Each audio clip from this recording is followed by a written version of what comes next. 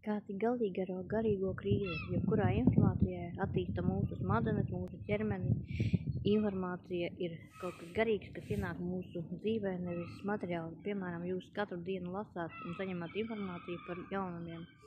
Un mēs redzam, cik daudz cilvēku mūsdienās, zinot vārdus un faktus notikumus, stāsta milzīgas geopolitiskās ziņas. Tas ir viņu galvās un līdz attīstījušās neironu savienojumu ziņu koki.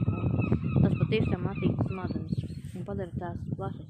Jebkura informācija attīsta smadzenes, bet šīs zināšanas nenodos cilvēkam spēju tikt galā ar iekšējo garīgo krīzi, ar bailēm, šausmām. Kad griezt gaudo krītas, raķetes jātiem, kad dzīve kādas ievainot, kādas diagnozes ir nepieciešams, lai Jēzus Kristus mājos mūsos, viņam jādzīvo kristībā, ar Jēzu Kristu, ar kristību ar Dievu vārdā, kad Dievu vārds kļūst miesa.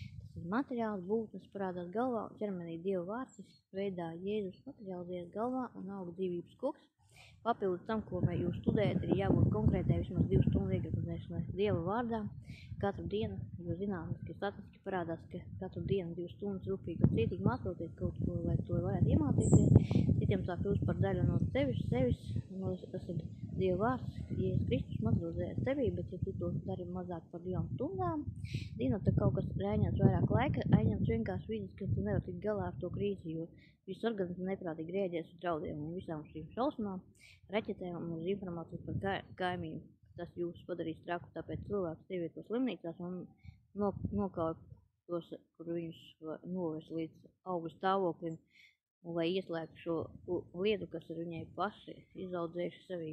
Tāpēc pirmais iesaku kristīties tēvā, iegremdēties mīlestībā, jūs varat izvēlēties palikt bailēs vai iegremdēties tēva mīlestībā un pievienoties Dieva ģimenē, jo tik ģimenē mēs varam atrast mīlestību tikai un otrais arī kristīs Jēzu Kristu, kad katru dienu no vairāk stundas, kad līksti Jēzu Kristu, kas tev padara par viņu miesu un kā savās galvās un kas savā dvēselē.